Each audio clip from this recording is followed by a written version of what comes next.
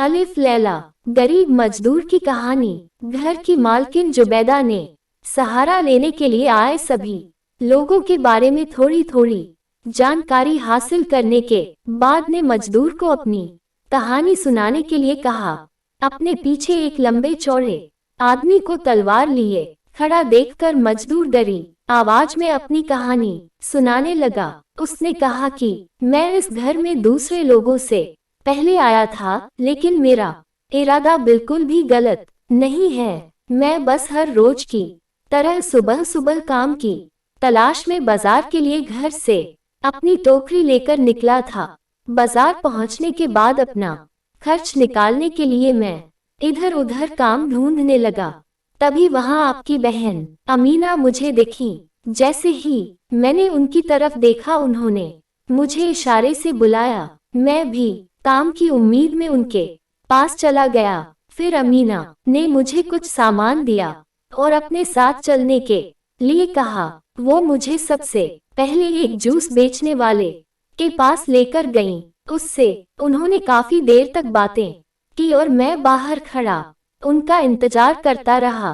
कुछ देर बाद अमीना ने जूस बेचने वाले से काफी सारा जूस खरीदा और मुझे उसे उठाने को कहा। उस जूस को जैसे ही मैंने उठाया, उन्होंने मुझे आगे चलने को कहा। फिर अमीना मुझे सब्जी बेचने वाले के पास ले गईं। उससे अमीना ने काफी देर तक सब्जियों का दाम ठीक लगाने को कहा और फिर वहां से खूब सारी सब्जियां खरीद ली। उन सब्जियों को भी मैंने कंधे पर उठा लिया। उसके बाद अमीना मुझे वहां से फल बेचने वाले के पास ले गईं। उससे भी कई सारे फल खरीदे और मैंने उन्हें भी उठा लिया। फिर सारा खरीदा हुआ सामान लेकर अमीना मुझे मांस बेचने वाले के पास लेकर गईं। उससे भी खरीदारी करके अमीना ने कहा कि ये सब कुछ तुम्हें मेरे घर लेकर चलना है। जैसा उन्होंने कहा, मैंने भी ठीक वैसा ही किया और उनके पीछे पीछे सारा सामान कुछ कंधे पर और कुछ सिर पर लाद कर आपके घर आ गया। आगे मजदूर ने रोते हुए कहा कि बस मेरी इतनी ही कहानी है कि मैं रोज सुबह घर से 4 पैसे कमाने के लिए निकलता हूँ और जो भी काम मिलता है उसे बिना किसी सवाल के कर लेता हूँ। ठीक वैसा ही मैंने आज भी किया था।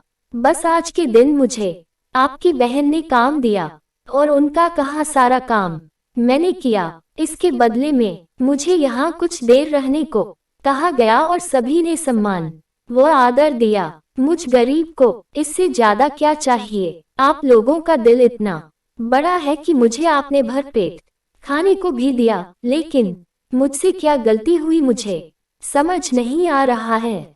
आपने मेरे सिर को काटने का आदेश क्यों दिया है? अगर कोई गलती हुई है तो मुझे माफ कर दीजिए।